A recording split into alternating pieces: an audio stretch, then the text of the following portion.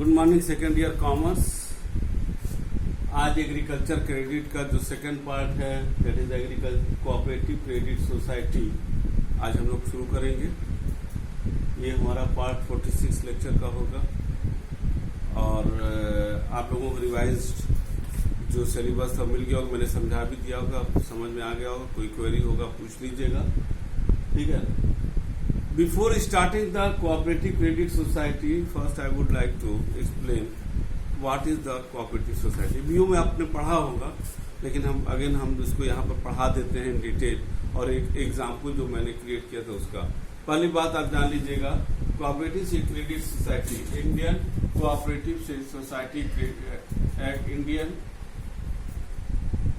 Cooperative society act 1965 से govern होता है, ठीक है। पहले हम लोग आज डिस्कस करेंगे कि कोऑपरेटिव सोसाइटी होता क्या है। Cooperative society is the voluntary organisation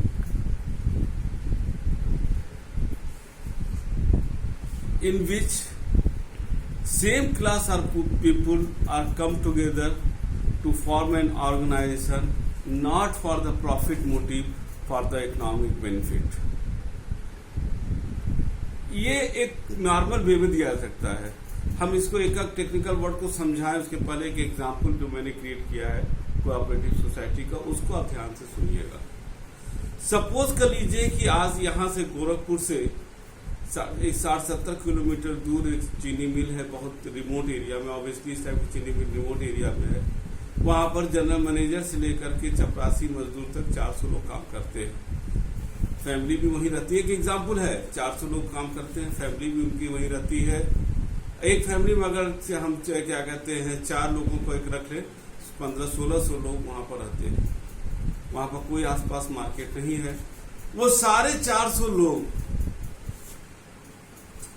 हर महीने जब सैलरी मिलता है, साइकिल से, रिक्शा से, टेम्पो से, बस से, ट्रेन से, कार से, जैसे भी जो जिस लेवल का है उस लेवल से गोरखपुर में आता है और एक रिटेल की दुकान से अपने महीने भर का सामान खरीदता है और चला जाता है। और फिर अगर बीच में जरूरत पड़ता है, उसको दिक्कत होता है, फिर किसी तरह वो मंगवाता होगा। अभी 400 लोगों को जो रिटेल से सामान खरीदेंगे तो काफी महंगा पड़ रहा है। लेकिन इन लोगों ने एक दिन सोचा कि क्यों ना हम सब लोग मिलकर के एक यही दुकान खोल लेते हैं। यहाँ पर उन लोग दुकान खोलने के लिए उन लोगों ने सब जो है 1,000 रुपया जो है सब लोगों ने इकट्ठा कर लिया। 1,000 रुपया 400 लोगों को अगर आप इकट्ठा करते हो तो 4 लाख रुपया आ गया। 4 लाख रुपया फंड जुटा। कुछ ने 100 रुपया भी दिया होगा, कुछ तो दिया। एक हम एवरेज की बात कर रहे हैं, 4 लाख जुट गया। इन लोगों ने वहां के मालिक से या चेयरमैन से, मैनेजिंग डायरेक्टर से बात किया। उन्होंने कैंपस में ही जो है एक पुराना बड़ा सा हारनुमा था, उसको उन्होंने दे दिया इन लोगों के, भैया ठीक है। उन लोगों ने उसको मरम्मत करा दिया और जो है उसमें जो है लगा भी दिया सब कुछ, क्या कहते हैं, रैक हो। और उसी में से वो 400 लोगों ने आपस में ही जो है एक अध्यक्ष और ट्रेजरर सेक्रेटरी भी चुन लिया। एक रिटायर्ड चीनी मिल के कर्मचारी को मैनेजर और 2-3 लेबर टाइप के थे, उनको कर्मचारी के रूप में वो दुकान के लिए नामित कर दिया गया।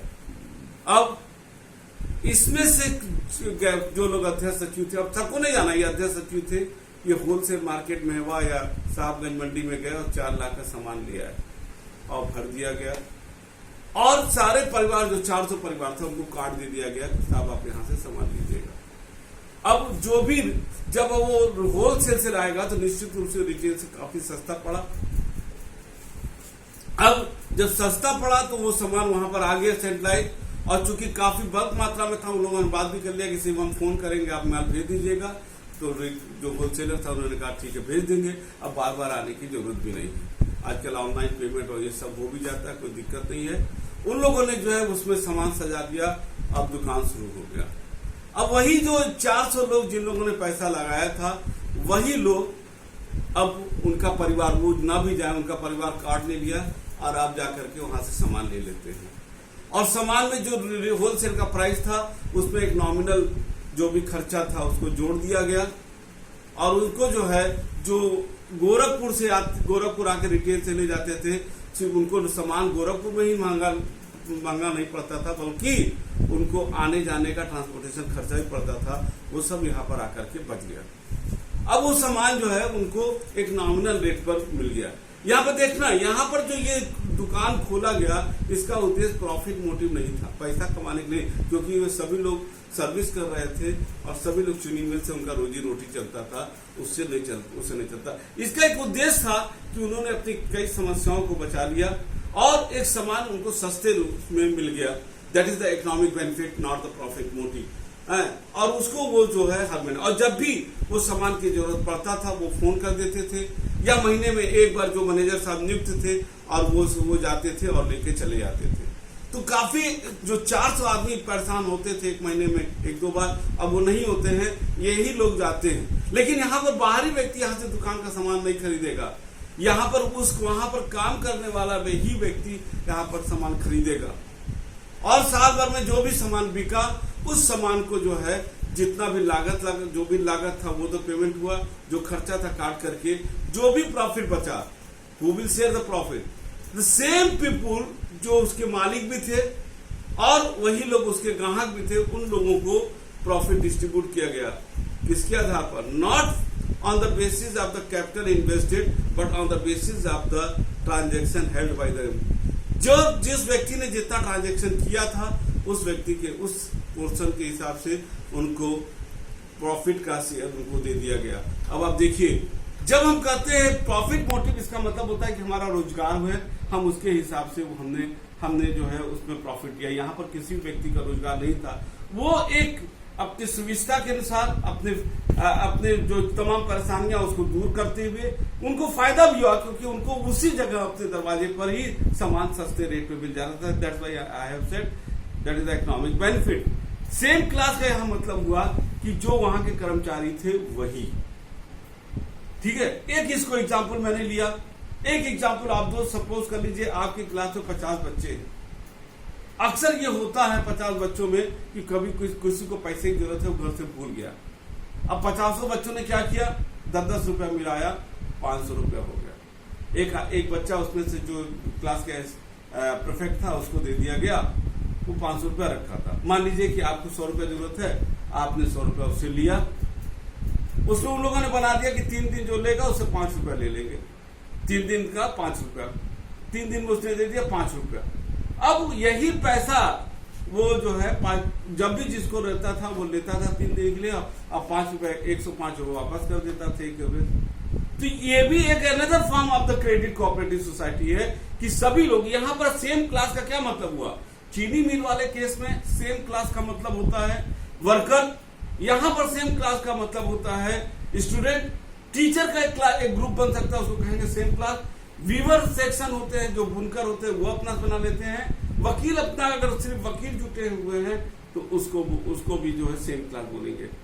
अब हमारे ख्याल से ये जो एग्जाम्पल था ये कोऑपरेटिव क्रेडिट नहीं, एक मार्केटिंग का एग्जाम्पल था, लेकिन यहाँ पर आपको समझ में आ गया है कि कोऑपरेटिव क्या होता है। कोऑपरेटिव जो है एग्जिस्ट फ्रॉम द कोऑपरेशन, सहयोग। यहाँ पर सभी लोग एक दूसरे से सहयोग करते हैं। अब हम फिर से जो स्टार्टिंग में हमने डिफिनेशन बोला था कि what is the cooperative society. The cooperative society is the voluntary organization which is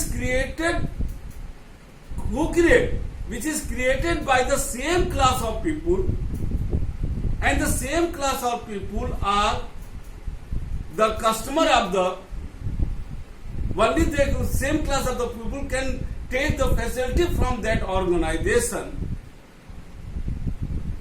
Now these organizations are created not for the profit motive but for the economic benefit. They share the profit not on the basis of the capital invested but on the basis of the what they purchased during that period. Purchase के आधार पर होता है। This is the cooperative society. The cooperative society exists from the cooperation. Cooperation जो होता है वो voluntary होता है, उसमें किसी प्रकार का कोई फोर्स नहीं होता है। ठीक है, यहां पर मैंने बताया इंडियन कोऑपरेटिव सोसाइटी एक्ट जो बना है 1965 के अनुसार गवर्न होता है। हर जिले में आपका असिस्टेंट रजिस्ट्रार, ये प्रदेश की सरकार के अधीन होता है। हर जिले में assistant registrar cooperative society and firm होते हैं, जहां पर कोऑपरेटिव सोसाइटी का रजिस्ट्रेशन होता है, और फर्म का मतलब पार्टनरशिप से, वहीं पार्टनरशिप का फर्म का भी रजिस्ट्रेशन होता है, और यहां पर ये इसके तहत गवर्न होता है। हमारे ख्याल से कोऑपरेटिव सोसाइटी क्या होता है ये समझ में आ गया होगा। अब हम आपके डिफिनेशन से लेते हैं। अब देखो यहां पर अब आपको एक और एग्जांपल दे दे कि जैसे मान लीजिए कि अमूल्य है। अमूल जो है इंडिया का पहला एक ऐसा है जो क्या कहते हैं कोऑपरेटिव सोसाइटी के गवर्न रजिस्टर्ड हुआ था।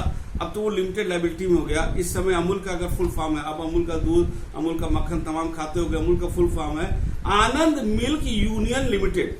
ध्यान देना, अमूल का Anand milk union limited, limited word लग गया है। लिमिटेड का मतलब हो गया लिमिटेड लायबिलिटी। इसका मतलब है कि अब ये कोऑपरेटिव सोसाइटी नहीं है, अब ये आपका कॉर्पोरेट सेक्टर बन गया है, कंपनी लॉ के तहत गवर्न होता है। लेकिन पहला जो अमूल का रजिस्ट्रेशन हुआ था वो कोऑपरेटिव सोसाइटी के अंतर्गत हुआ था कि उस एरिया गुजरात में जहां पर है, उस एरिया के लोग जो ग्वाले थे, दूध वाले थे, एक जगह इकट्ठा हुए, गवर्नमेंट इसमें इनिशिएटिव ली, इकट्ठा हुए और उसकी सहायता से सब लोगों ने मिलकर के वहां पर अपना इसको स्टैब्लिश किया और तमाम सामान बनाते हैं, और आज हर घर में अमूल का सामान यूज होता है। एक और एग्जाम्पल ले सकते हैं, सपोज कर लीजिए कि 100 वाले गोरखपुर आते हैं, दूध बेचते हैं अलग अलग रेट पर, अलग अलग। अब उन लोगों ने क्या किया कि एक जगह उन लोगों ने दूध को इकट्ठा किया। अब एक आदमी कंटेनर में दूध लाता है, सबको बेच देता है, और जो भी पैसा होता है उसको डिस्ट्रीब्यूट कर लेता है। ये भी है another form the cooperative society. तो कोऑपरेटिव सोसाइटी आप लोग आर्मी से भी सामान लेते हो, वहां पर भी कोऑपरेटिव सोसाइटी है, क्योंकि वहां पर सिर्फ आर्मी के लोग लेते हैं। अगर हम आप लेता है तो वो समझ लो कि किसी के कार्ड पर ले लेता है, अदरवाइज जैसे हमारे परिवार में कोई है उसके कार्ड पर हमने ले लिया, तो वो भी कोऑपरेटिव सोसाइटी का एक ग्रुप होता है। तो कोऑपरेटिव सोसाइटी एक तरह से कहा जाए ये तमाम समस्याओं का जो हमारे पास आते हैं उसको एक दूर करने का एक बहुत बड़ा एक साधन बनता है। अगर हम आपको ये हमारी भाषा में जो कोऑपरेटिव सोसाइटी समझ में आ गया होगा। अब हम चलते हैं, इसको लेते हैं कि कोऑपरेटिव सोसाइटी का जो डिफिनेशन दिया हुआ है इसमें एक दिया जाए planning cooperation is a self help system divide by the society. बहुत सिंपल सा है, इसमें कोई दिक्कत नहीं है। एक इसमें अकॉर्डिंग टू द तालमाकी का एक डिफिनेशन दिया है, ये अच्छा डिफिनेशन है। इट इज एन ऑर्गेनाइजेशन, ध्यान देना, it is an association of weak माने कमजोर, हु गैदर टुगेदर, जो इकट्ठा होते हैं for a common economic need, जो अपनी एक आर्थिक जो उनकी जरूरत है उसके लिए एक जगह इकट्ठा होते हैं, and try to live themselves, और वो कोशिश करते हैं कि उसको अपने वो जो वीकनेस है उसको उससे वो उठे और उसको जो है अपने स्ट्रेंथ में कन्वर्ट करें। कैसे? थ्रू दिस बिजनेस ऑर्गेनाइजेशन, इस बिजनेस ऑर्गेनाइजेशन से। बुनकर कोऑपरेटिव सोसाइटी होता है जिसमें बुनकर लोग होते हैं गरीब, लेबर कोऑपरेटिव सोसाइटी, ये तमाम तरीके का बनता है। रेलवे में भी है एम्प्लॉय कोऑपरेटिव, जो लोग इस टाइप के काम करते हैं। According to the marathon committee की एक रिपोर्ट है, the theory of cooperation imply that an isolated माने जो समाज से या कुछ लोगों से अलग हो जाते हैं, एंड पावरलेस मैन, और जिनके पास कोई अधिकार नहीं है, ऐसे लोग बाय एन एसोसिएशन, एक संगठन एसोसिएशन होते हैं, बनाते हैं with other, and by moral development माने नैतिक विकास के लिए, mutual support obtain its own degree, the material advantage available to the wealthy and powerful person. और जो पावरफुल पर्सन और समाज के उच्च वर्ग के लोग हैं जो वो सुविधा लेते हैं, वो वीकर सेक्शन के लोग इस तरीके से एक संगठन बना करके जो उनकी कमजोरी है, कहते हैं तिनके से ही एक जो है झाड़ू बनता है और झाड़ू से ही गंदगी साफ होती है। यहाँ वही तिनका एक कमजोर होता है, लेकिन जब वो झाड़ू बनता है तो एक मोटा बन जाता है और उससे ही हम सफाई करते हैं। यहाँ पर ये वीकर सेक्शन मिल करके झाड़ू यानी कि कोऑपरेटिव सोसाइटी बना लेते हैं। और उसका एक उद्देश्य होता है, जैसे झाड़ू का होता है गंदगी साफ करना, यहाँ उद्देश्य है अपने जो उनकी कमियां हैं उनको दूर करे और एक मजबूती के रूप में वो आए और अपने को भी समाज में एक स्थान दिला पाए। अब यहां आते हैं कैरेक्टरिस्टिक या principle of the cooperation. Voluntary association clear है कि without any force they come together to form the organization. Open membership, any person can join it but the remember of the same class of people only can join it. ठीक है, उनका cost क्या है ये सब नहीं मतलब होता है, यहां पर मुख्य कैरेक्टरिस्टिक होता है same class of people can join it. फिर तीसरा है म्यूचुअल हेल्प एंड वेलफेयर। उसमें जो सबसे बड़ी भावना होती है एक दूसरे की सहायता करना, एक दूसरे का विकास करना। डेमोक्रेटिक नेचर, डेमोक्रेटिक का मतलब होता है irrespective of the capital invested by the any person. किसी ने कितना कैपिटल लगाया, किसी ने 10 लगा रहा है, 5 लगाया, इसका कोई नहीं मतलब है। सबको एक वोट डालने का अधिकार होगा। जैसे हमारे डेमोक्रेटिक सिस्टम इंडिया में होता है, भारत का राष्ट्रपति को भी एक वोट डालने का अधिकार है, हमारे यहाँ के काम करने वाले लेबर और मेड को भी एक वोट डालने का अधिकार है। उसी तरह सेम पैटर्न पर कोऑपरेटिव सोसाइटी में एक जो होता है कि आपने कितना कैपिटल इन्वेस्ट किया है इसका कोई मतलब नहीं होता है। सब व्यक्ति को अगर कोई निर्णय होगा सबका उसमें मताधिकार एक होगा, सब बराबर बराबर की भागीदारी बनेंगे। नेक्स्ट पॉइंट है लिमिटेड रिसोर्सेज ऑन कैपिटल। यहां पर क्या है, the interest hunting and capital appreciation is not the motive. यहां पर इन लोगों का पूंजी बढ़ाना या इस टाइप का उद्देश्य नहीं होता जो मैंने बोला, not for the profit motive but for the economic benefit, वही है। However, the main objective is the economic interest of the member, क्योंकि इसमें सारे लोग जो है एक अपना आर्थिक रूप से जो उनकी समस्याएं आ रही हैं उनको दूर करना ही इसका मुख्य उद्देश्य होता है। The interest payable of capital is restricted 5 to 6%. Economic motive, इसको तो हम बता भी दिए। These organizations operate for providing cheap facility, सस्ते दर पर सारे लोगों को सामान उपलब्ध कराना, like the cheap credit facility, distribution of seed, बीज, fertilizer, खाद, providing consumer goods at a reasonable price. Distributive justice, the profit are equally distributed among the member in proportionate of the business transaction by the member with the society। जो वही मैंने बोला कि एक member ने कितना business किया है, ज्यादा बिजनेस किया तो उसको ज्यादा प्रॉफिट का हिस्सा मिलेगा, कम किया तो उसको कम मिलेगा। ये है आपका मेन चीज। और human approach, the cooperative movement aims at moral, social, economic uplift of the people, लोगों का विकास करना। In fact it is a system between the capitalist and socialist system. ये एक पूंजीवादी और जो समाजवादी अर्थव्यवस्था है उसका ये मिश्रण रूप होता है। ठीक है, कई प्रकार के इसमें एक चीज और पढ़ेंगे कैरेक्टरिस्टिक में, यहां पर सारे मेंबर की लायबिलिटी लिमिटेड होती है। मूलतः मैंने बोला कि यहां पर रहेगा, कभी कभी कुछ ऑर्गेनाइजेशन है जो हम लोग डिफरेंस आगे पढ़ेंगे कि अर्बन उसमें कहीं कहीं ऐसा है, लेकिन लायबिलिटी अगर हम सिर्फ सिंपल भाषा में अगर बात करेंगे कोऑपरेटिव सोसाइटी में तो आप कैरेक्टरिस्टिक में लिख देगा लिमिटेड लायबिलिटी। अभी जो मैंने शुरू में एग्जांपल दिया था उसमें एग्जांपल मैंने ये बताया भी था कि सारे जो इसके जो लोग होते हैं ये कई तरीके के कोऑपरेटिव होता है। मैंने एक मार्केटिंग का दिया था, जब मैंने बोला था कि क्लास के सारे बच्चे इकट्ठा होकर 10-10 रुपए इकट्ठा करते हैं, वो क्रेडिट था उधार देने का। तो कई तरीके का कोऑपरेटिव सोसाइटी बनाया जा सकता है। यहाँ पर जैसे दिया है प्रोड्यूसर, जैसे आपका अमूल है, ये प्रोड्यूसर कोऑपरेटिव सोसाइटी था, अब तो ये कॉर्पोरेट सेक्टर लिमिटेड लायबिलिटी वाला कंपनी हो गया। कंज्यूमर कोऑपरेटिव, क्रेडिट कोऑपरेटिव बताया, और तमाम तरीके का होता है। हाउसिंग कोऑपरेटिव, अगर आप फ्लैट में रहते हो तो हाउसिंग कोऑपरेटिव सोसाइटी बन जाता है। So many types of cooperative society हम फॉर्म कर सकते हैं। बट चूंकि ये हमारा इकोनॉमिक से संबंधित क्लास है तो यहां पर हम लोग पढ़ेंगे कोऑपरेटिव क्रेडिट सोसाइटी, इसको हम लोग यहां पर पढ़ेंगे और इसमें देखेंगे कि ये क्या होता है। आगे के क्लास में हम लोग जो है जो पढ़ेंगे कोऑपरेटिव सोसाइटी क्या और difference between the rural cooperative, urban cooperative, और ये सब सारी चीजों को हम लोग आगे के क्लास में पढ़े होंगे। मुझे समझ में आता, ये मेरा अनुमान है कि आप लोगों को समझ में आ गया होगा। ठीक है ना, ये फर्स्ट लेक्चर था। नेक्स्ट लेक्चर में हमने जो बदला उसको पढ़ेंगे। तब तक के लिए आपको थैंक यू।